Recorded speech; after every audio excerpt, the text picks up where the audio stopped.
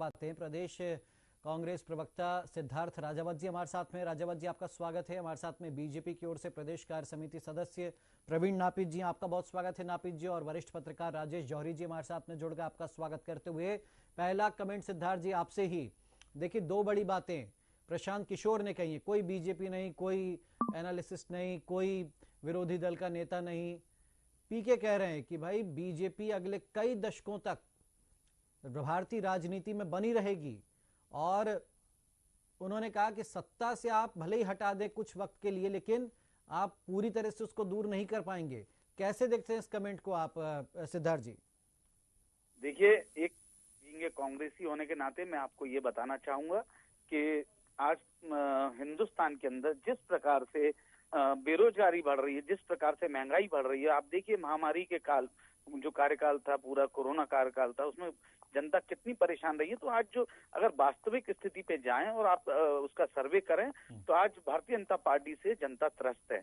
आप यही भारतीय जनता पार्टी थी जो एक समय पे 10 पैसे पेट्रोल बढ़ा था तो हमारे पूर्व प्रधानमंत्री अटल बिहारी वाजपेयी संसद पे पहुंच गए थे बैलगाड़ी लेकर।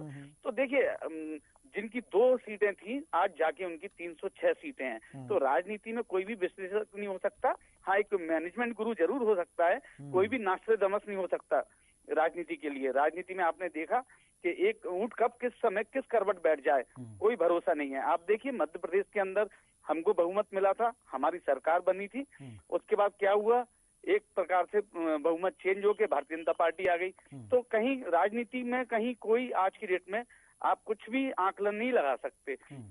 आप एक अच्छा प्रबंधन कर सकते हैं, आप एक अच्छा मैनेजमेंट कर सकते हैं, आप जनता की जो आवाज है उसको आप चिन्हित करके और उस पार्टी के लिए काम कर सकते हैं। पर आप कोई नास्ट्रेडमस या भविष्यवाणी अभी हाल फिलहाल नहीं कर सकते। मैं तो उसको सिरे से खारिज करता हूँ। लेकिन ये वही पीके हैं जो आपकी पार्टी के लिए रणनीतियां बना रहे हैं, जो प्रियंका गांधी को बता रहे हैं कि यूपी में क्या करना है, कब करना है, कैसे करना है। और क्या उनके इस बयान को यूं न माने कि उन्होंने पहले अस्त्र शस्त्र पटक दिए या बीजेपी के सामने? हाँ, देखिए, ये हो सकता है पीके जी की रणनीति का एक हिस्सा हो ये भी कोई अपन इसको सिरे से खारिज नहीं कर सकते। पर मेरा जो आकलन है वो ये है कि आज की डेट में राहुल गांधी जी को युवा बहुत पसंद कर रहे हैं। उन्होंने पुराने जो 2-2.5 साल पहले जो वक्तव्य दिए थे, जो स्टेटमेंट दिए थे, जो उन्होंने एक विरोधी दल के नाते उन्होंने जो चीजों से आगाह किया था, वो स्टेप बाय स्टेप सामने आते चला। आज आप सोशल मीडिया पे देखिए राहुल गांधी को लोग कितना ट्रोल कर रहे हैं, कितना पसंद कर रहे हैं। आप राहुल गांधी के लिए ये कहा है पीके ने कि राहुल गांधी भ्रम में हैं कि मोदी जी हट गए तो बीजेपी भी हट जाएगी। वो कह रहे हैं पीके साहब कि मोदी भले हट जाएं लेकिन बीजेपी तो बनी रहेगी। इस पर क्या कहना सिद्धार्थ जी? देखिए, अगर पीके साहब कह रहे हैं तो उनके उसमें कुछ, उनके शब्दों में कहीं ना कोई कुछ रहस्य है, कहीं ना कहीं कोई बात छुपी हुई है। इसको आने वाले समय में जनता बता देगी। उनका मैनेजमेंट में क्या उनका चल रहा है ये पीके साहब जानते हैं। पर मेरा जो मैंने अभी गोवा वाला उनका जो सुना इंटरव्यू, उससे साफ जाहिर हो रहा है कि वो एक तीर से 2 निशाने कर रहे हैं। अच्छा, वो निशाने हम समझेंगे, लेकिन प्रवीण जी एक कमेंट आपसे। वो ये तो मान रहे हैं कि भाई बीजेपी को चूंकि 1/3 बहुमत या 1/3 वोट आपको मिल गए हैं इस देश में, तो इसलिए इतनी जल्दी आपको हटा पाना राजनीति से असंभव है। लेकिन वो ये भी कह रहे हैं कि मोदी भी बाहर जा सकते हैं, हाँ बीजेपी जरूर बनी रहेगी। और दूसरा वो बता रहे हैं कि भाई 2/3 बहुमत तो आपके खिलाफ रहा ना, 2/3 वोट तो आपके खिलाफ हैं देश में। अब कांग्रेस कमजोर है, उसका फायदा मिल जाता है बीजेपी को। प्रवीण जी, क्या सहमत है इस बात से? देखिए, आपने पहले कहा था जितेश जी, बीजेपी मंत्र मुक्त हो सकती है, तो बीजेपी कहीं मंत्र मुक्त नहीं है। बीजेपी का अपना कार्यकर्ता है, बीजेपी का अपना कैडर है, बीजेपी का अपना संगठन। भारतीय जनता पार्टी अपना कार्यक्रम बनाती है, उस कार्यक्रम कार्यकर्ताओं को देती है और कार्यकर्ता उसको फॉलो करते हैं। अभी ये कोरोना काल की बात कर रहे हैं, महंगाई की बात कर रहे हैं, जो प्रश्न इनसे करा जाता है वो उसका जवाब ये लोग नहीं देते। आपने प्रश्न किया, क्या पीके ने किया? तो हो सकता है उनकी रणनीति हो कि बीजेपी थोड़ा सा हॉस्टाइल टाइप का तो नहीं। खैर, ये जो ज्यादा मेहनत कर रहे हैं या वो कर रहे हैं उत्तर प्रदेश में अगर राहुल गांधी जी ये कह रहे हैं युवाओं को प्यारे हैं, बहुत ज्यादा युवा, तो उन्होंने कहा युवा ट्रोल करते हैं। तो ट्रोल का मतलब ये होता है कि आपको ट्रोल मतलब अच्छी बातें तो नहीं, बुरी बातें इन लोग करते हैं ट्रोल।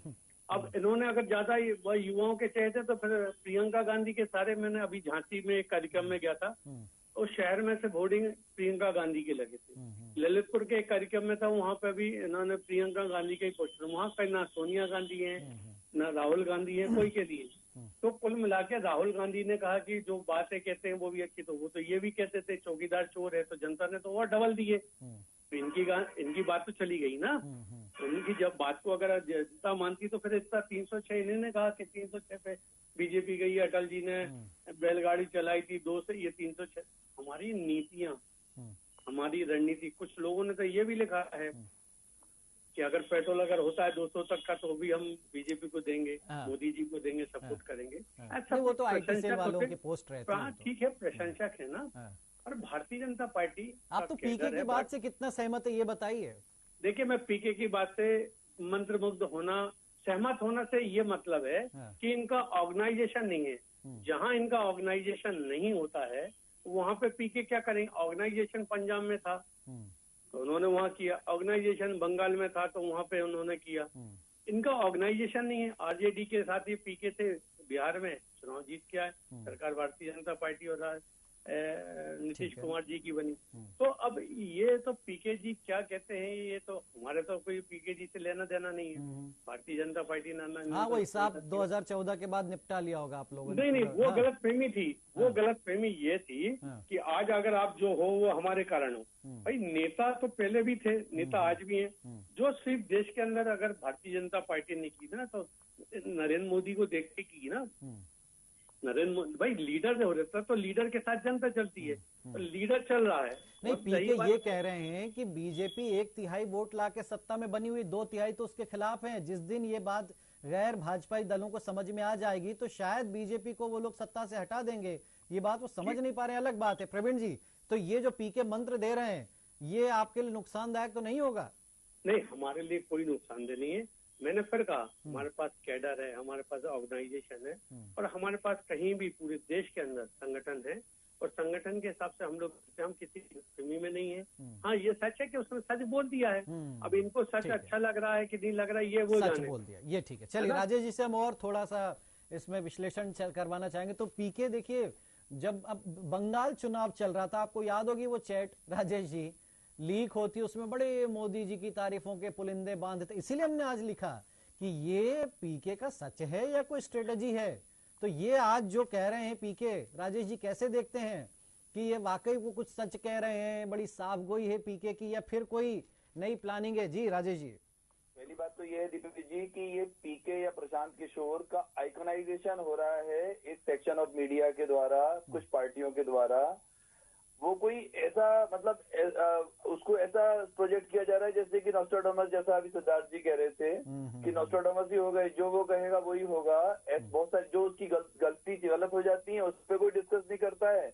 और बंगाल में तो चूंकि बीजेपी की खुद की प्लानिंग गड़बड़ थी, इसलिए बंगाल में ये लोग हारे हैं। अब जो दूसरी बात ये है कि जो भी आदमी, प्रशांत किशोर ही नहीं, कोई भी आदमी जो राजनीति की फिलॉसफी को समझता है, जो पब्लिक सपोर्ट की फिलॉसफी को समझता है, वो ये कह सकता है कि मोदी रहे ना रहे और ये जो बीजेपी है वहीं के वहीं रहेगी, क्योंकि ये कैडर बेस्ड पार्टी है। यहाँ पे बीजेपी के पास पीछे एक आइडियोलॉजिकल सपोर्ट है, वो है आरएसएस का। और सबसे बड़ी बात ये, जो आपको एक छोटा सा एग्जांपल, अगर आपके पास 2-3 मिनट हो तो हम आपको एक बहुत बड़ा एग्जांपल बताना चाहते हैं कि क्या हुआ था कश्मीर में। तो अभी जो बाइफर्केशन हुआ, जो उसको अलग अलग स्टेट में यूनियन टेरिटरीज में बांटा गया, 2019 के चुनाव के समय फौज में एक बहुत बड़ा कार्यक्रम हुआ था कश्मीर को लेके। एक उनका एक सेमिनार चल रहा था, हमें भी उसमें जाना हुआ। तो वहाँ पे अधिकारी नई नई अपनी थ्योरी बता रहे थे, कश्मीर का ये सॉल्यूशन होगा, कश्मीर का वो सॉल्यूशन होगा।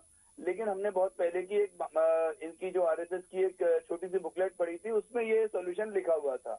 तो हमने जब सॉल्यूशन बताया तो ये सब हंसने लगे, फौजी अफसर, बड़े बड़े जनरल्स थे कि अरे यार आप तो मजाक करते हो। लेकिन जैसे ही ये हुआ, सबके फोन आए हमारे पास, कुछ रिटायर हो गए थे कि यार तुमने कैसे कह दिया। तो फिर मुद्दा ये है कि इनके पास इनका एजेंडा फिक्स्ड है, आरएसएस का, बीजेपी का एजेंडा फिक्स्ड है। उनका जो लाइन है वो लाइन सीधी सीधी है। उन्होंने कहा कॉमन सिविल कोड, उन्होंने कहा राम मंदिर, उन्होंने कहा 370 और जो भी चीजें बस उसी लाइन पे चल रहे हैं, चाहे जनसंघ में थे तब भी और अब भी। ये एक बहुत बड़ा कारण है। अब एक बात जो पीके क्या कह रहे हैं पीके जी कि 1/3 1/3 का लीजिए कि लोकतंत्र में, भारतीय लोकतंत्र में वोटिंग के परसेंटेज ही कितना होता है। उसमें 60% वोट मिल रहे हैं, उसमें से अगर पॉपुलेशन का 1/3 है तो इससे क्या कहेंगे। और कोई भी पार्टी 1/3 से ज्यादा वोट लाती नहीं है, थोड़ा सा ऊपर नीचे हो जाता है। अगर जब भी कांग्रेस की जब कांग्रेस का बहुत अच्छा जमाना था तब भी वोटिंग ऐसा नहीं है कि बहुत उनको 2/3 में वोट मिल जाते थे।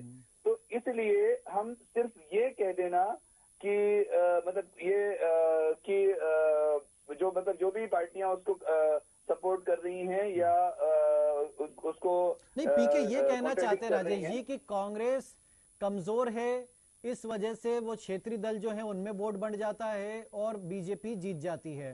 पीके कह रहे हैं या तो सब एक हो जाएं, जो उनका मन हम समझ पा रहे हैं, एक हो जाएं, कांग्रेस के बैनर तले एक हो जाएं उसके संग। तो क्या ये संभव है और क्या यही कमजोरी है जिसका फायदा बीजेपी उठा? जी नहीं, ये कभी संभव हो ही नहीं सकता। आप समझिए, सबके अपने अपने इशू हैं। हाँ। और कांग्रेस को एक लाइन तो सीधी बनानी पड़ेगी। अगर उसको बीजेपी को हराना है तो एक लाइन तो बनानी पड़ेगी कि ऐसा नहीं है कि आपने यहाँ का सांप्रदायिक और केरल में मुस्लिम लीग से हाथ मिला लिया। तो कुल मिला के आपको अपनी एक, जैसे इन्हें एक लाइन ड्रॉ कर ली है, उस लाइन से ना इधर जाते हैं ना उधर जाते हैं, चाहे मोदी हो चाहे अटल जी हो या आगे वाला कोई हो या इससे पीछे जो लोग हों। जब 2 सीट थी और जब 0 थे तब भी। तो ये अंतर समझना पड़ेगा आपको। जनता जो है, जनता आप पे विश्वास कब करेगी? जब आप अपनी लाइन से भटक नहीं रहे हो। तो वो लाइन से भटकाव जो है, ये कहीं ना कहीं कांग्रेस को अपना एक सीधी लाइन बनानी पड़ेगी। भले राहुल गांधी जी के नेतृत्व में। एक छोटा सा कमेंट और फिर मैं सिद्धार्थ जी के पास जाऊंगा, हो सकता है आपके पास ना आ पाऊं दोबारा। पीके ने कहा कि जो ताकत है मोदी की उसको पहचानना पड़ेगा और उसी के बाद उसका तोड़ आप निकाल सकते हैं। वो क्या ताकत है, आप क्या समझते हैं राजेश जी? देखिए उसकी सबसे बड़ी बात, हमने यही तीनों जो बातें बताई आपको कि जो उनके 3 एजेंडा थे, इस एजेंडा पे चल रहे हैं। पब्लिक 2 चीजें पूरी हो गई हैं, पब्लिक को लग रहा है तीसरा भी करेगी। और जो जनसंख्या के मामले में उसने, मोदी ने कहीं ना कहीं अपने जो लोग हैं, जो उसके सपोर्टर्स हैं, उनको ये दिखा दिया है कि मैं ये भी करने वाला हूँ। अब जनता को आपको बताएं, पेट्रोल आप देखिए, एनफील्ड की बुलेट इतनी ज्यादा बिक रही है इस समय, इतनी ज्यादा उनकी सेल, बम्पर सेल चल रही है। और जितनी भी कम एवरेज वाली गाड़ियां भी चल रही हैं। तो वो पेट्रोल की समस्या गरीब आदमी को है। लेकिन उसके बाद कुछ लोग जो हैं, जो फेनेटिक है, मतलब फेनेटिक से मतलब भले ही वो उसको गलत सेंस में लिया जाए, लेकिन बीजेपी आरएसएस के कुछ ऐसे सपोर्टर्स हैं जो फेनेटिक हैं, जो इस चीज के लिए पागल हैं कि चाहे कुछ भी हो जाए हम तो वोट आएगा तो मोदी। ठीक है, चलिए सिद्धार्थ जी, तो ये देखिए पीके कह रहे हैं या तो सब दल एक हो जाए या फिर वो जो ताकत है उसको पहचानना पड़ेगा और तब आप मुकाबला कर पाएंगे मोदी का। क्या जो पीके कह रहे हैं कि भाई मोदी अकेले से नहीं, ये मामला बीजेपी से है। मैं राजेश जी की एक बात से बस थोड़ा सा असहमत इसलिए हूं कि देखिए 2014 के बाद की नई बीजेपी है साहब, वरना वही कैडर, वही आरएसएस 2004 में भी था, 2009 में भी था। फिर क्यों बीजेपी इतना पीछे रही? तो ये तो नई बीजेपी है ना साहब, ये मोदी युग वाली बीजेपी है। और इसीलिए हाँ, यहां से वो न्यू इतनी मजबूत करके जा रहे हैं कि अब मोदी रहे या ना रहे, लेकिन बीजेपी जो है वो भारतीय राजनीति का मुख्य धारा में साथ रहेगी। सिद्धार्थ जी, तो क्या कोई तोड़ आप ढूंढेंगे? क्या राहुल गांधी जी का भ्रम अब दूर होगा इस कमेंट के बाद? या फिर जो आप महंगाई, पेट्रोल, डीजल, आप वो कह रहे हैं राजेश जी की कोई मतलब नहीं जनता को इन सब मुद्दों से, बहुत ज्यादा इतना असर नहीं होता। ठीक है, आपके वोट कुछ % बढ़ गए, लेकिन वो बीजेपी बाहर ही हो जाए ऐसा कुछ नहीं होना है। जो बड़े बड़े इश्यूज हैं, क्या उनकी तरफ फोकस होगा या वामपंथ को साथ लेकर ही चलेंगे? या फिर जो राजेश जी मान रहे हैं कि भाई वो फोकस्ड हैं, वो अपना एजेंडा सेट करके चल रहे हैं, क्या करना, कैसे करना, कब करना, उस तरफ कांग्रेस आगे जाएगी? सिद्धार्थ जी देखिए, ये रिसाइकिल सिस्टम है पूरा। आप जानते हैं इको जो सिस्टम होता है, तो ये पूरा का पूरा वही है, उसी सिद्धांत पे चल रहा है। आप देखिए, एक समय पे हमारे पूर्व प्रधानमंत्री स्वर्गीय जवाहरलाल नेहरू जी ने स्थापना की थी सेवा दल की। जो सेवा दल हर कैडर में, आप हर जो भी हमारे इवेंट्स होते थे वो पूरा वो ऑर्गेनाइज करते थे। हमारे इलेक्शंस होते थे, उसका पोलिंग एजेंट, पोलिंग बूथ को संभालना, पूरा पन्ना प्रभारी, ये सारा एक सिस्टम था। वो सिस्टम हमारा जिस समय पे पूर्व प्रधानमंत्री हमारे नरसिम्हा राव जी बने, तो केसरी जी अध्यक्ष थे, धीरे धीरे वो हमारा हाथ से स्लिप होता चला गया और अब मतलब वो राजनीति एक दूसरी तरफ जाने लगी। उसके बाद हमारी माननीय सोनिया जी अध्यक्ष बनकर जब आई, उन्होंने दोबारा पुनः उस पर ध्यान दिया। आप देखिएगा, जो सेवा दल है उस पर ध्यान दिया। जिस प्रकार से नापित जी बोल रहे थे, मैं उनकी बात से सहमत हूँ कि उनके संगठन में कैडर है, सारी चीजें हैं। आज कैडर और संगठन में उनकी सारी चीजें, तभी वो आज 2 सीटों से इतनी सारी सीटों पे आए और हम इतना अच्छा बहुमत, और हिंदुस्तान के अंदर एक तो हम अपनी विचारधाराएं थी, वो पीछे जो विचारधाराएं थी, हम उन विचारधाराओं को छोड़ते हुए जनता के बीच में वो विचारधाराएं नहीं रख पाए जो कांग्रेस लेकर आई थी स्वतंत्रता के बाद। जिस समय 1947 में देश आजाद हुआ था और किस किस समस्याओं से जूझे थे, कौन कौन लड़े थे, वो हम जनता के बीच में नहीं लेके आए। आप देखिए गांधी जी ने की विचारधारा, गांधी जी ने जो क्रांति की थी, उनका चश्मा आज बीजेपी ने ले लिया। वल्लभ भाई पटेल जिन्होंने 562 रियासतों को एक करके अखंड भारत बनाया था, उन्होंने इतनी बड़ी सौगात दी थी, हमने कभी उसका प्रचार प्रसार नहीं किया, हमने जनता को नहीं बताया, हमने ये बताया कि अखंड भारत है हमारा। हम उस सारी चीजों को बताने से पीछे हटे, हम उन सब चीजों को नहीं लेकर आ पाए, ये हमारी गलती है, इसको हम मानते हैं। और हमको आप बताना चाहिए कि कांग्रेस ने क्या किया है देश के लिए, कांग्रेस के कितने क्रांतिकारी थे, कितने शहीद हुए, एक भी भारतीय जनता पार्टी का आदमी बता दें जो जिसने अपने इतने हिसाब किताब में तो हम नहीं, बिल्कुल नहीं जाते कि बीजेपी को क्या फर्क पड़ता है जब वो कहेगी हमारा जन्म ही नहीं हुआ था 1982 में, तो वो बीजेपी है। मैं वही बता रहा हूँ, आजादी में क्या योगदान, मेरी बात सुनिए, मैं वही बता रहा हूँ आपको। आज जो स्थिति एक समय पे कांग्रेस की हो गई थी, वही स्थिति आज भारतीय जनता पार्टी और इनके संघ की हो गई है। आज भारतीय जनता पार्टी का नाम हर जगह हट गया, मोदी सरकार, शिवराज सरकार, आज नामों से सरकारें चल रही हैं। आप बताइए भाजपा सरकार कोई बोलता है? आप बताइए केंद्र में कोई बोलता हो कि भाजपा की सरकार है? बोलते मोदी सरकार है, मोदी जी सर्वे सर्वा हो गए। इसको आप स्ट्रेटेजी मानिए ना भाई, वो कम से कम वो सत्ता में तो हैं। पीके कह रहे हैं कि साहब वो तो 30, 40, 50 साल पता नहीं कब तक रहेंगे। तो देखिए आप क्या चाहते हैं? मेरी बात सुनिएगा, मेरी बात सुनिएगा। जिस दिन मोदी जी जाएंगे, इस भारतीय जनता पार्टी को बहुत बड़ा खामियाजा भुगतना पड़ेगा। यही तो पीके कह रहे हैं, यही पीके कह रहे हैं सिद्धार्थ जी कि मोदी भले चले जाएं। देखिए एज फैक्टर तो सबके साथ है, मोदी जी 24 जीत लेंगे, 29 जीत लेंगे, उसके बाद तो उन्हें भी हटना पड़ेगा। लेकिन यही तो पीके कह रहे हैं कि अगर राहुल गांधी ये सोचकर बैठे कि चलिए किसी दिन तो मोदी जी हटेंगे तब हम आ जाएंगे, तो वो कह रहे हैं कि इस मुगालते में ना रहें। लास्ट कमेंट सिद्धार्थ जी, फिर मैं प्रवीण जी का कमेंट लूंगा। मैं आपको स्पष्ट बता दूं कि हमारे मतलब सांसद जी हैं जो राहुल गांधी जी, वो कभी किसी मुगालते में नहीं बैठे हैं। वो आज उनका जो फर्ज है, उनकी जो विचारधारा है, वो जिस पार्टी के प्रति वफादारी है, वो उस चीज को ला रहे हैं, निभा रहे हैं, और वो एक एक चीज को पटल पे रख रहे हैं। और आप देखिएगा बहुत जल्दी कांग्रेस कमबैक करेगी और इस हिंदुस्तान पे पुनः कांग्रेस काबिज होगी। प्रवीण जी, पीके ये बिल्कुल एक सूत्र तो दे रहे हैं कम से कम, और कोशिश यही है अगर ममता बनर्जी पहुंच रही गोवा तो कुछ तो खिचड़ी पक रही है। मैं इसीलिए कहा कि बंगाल के टाइम वो चैट ऐसी लीक नहीं हो गई थी पीके की जिसमें बड़े हो सकता उसी चैट का ये नतीजा रहा हो कि बीजेपी एकदम कॉन्फिडेंस में हो गई कि अब तो बंगाल भी विजय हो गई है, और उसके बाद नतीजे आए सो आपके सामने है। तो ये कहीं ये प्लानिंग तो नहीं है, कोई ट्रैप तो नहीं है पीके का, एक बात। और दूसरा जो कह रहे हैं सिद्धार्थ जी की नहीं हम फिर रीगेन करेंगे, हम फिर आएंगे सत्ता में, और बीजेपी कभी तो जो है या मोदी जी जब तक है तभी तक है बीजेपी, उसके बाद बड़ा नुकसान उठाना पड़ेगा बीजेपी को। तो क्या वो सेकंड लाइन थर्ड लाइन आपके यहाँ तैयार हो रही है, या जैसे गांधी परिवार के भरोसे कांग्रेस है वैसे आप लोग भी कहीं मोदी जी के भरोसे तो नहीं बैठ गए? जी प्रवीण जी क्या बात? मैं ये कह रहा था कि राजावत जी ने सारी बातें कह दी और सारी बातें स्वीकार कर, उन्होंने बहुत अच्छे से साफ गोई से स्वीकार मुझे बहुत अच्छा लगा आज मैंने बीच में इंटरप्ट भी नहीं किया। अब गोवा में इनका पूर्व मुख्यमंत्री वो तृणमूल कांग्रेस को ज्वाइन करता है, इसमें किसका रोल है मुझे ये बता दीजिए। मध्य प्रदेश में कमलनाथ जी नेता प्रतिपक्ष भी हैं, प्रदेश के अध्यक्ष भी हैं। अब जहाँ चल रहा है पृथ्वीपुर में चुनाव, वहां पे मैं चुनाव में हूँ। यहाँ कमलनाथ जी या कमलनाथ जी का कोई भी सहयोगी इन 10 दिनों में नहीं आया है। एक बात।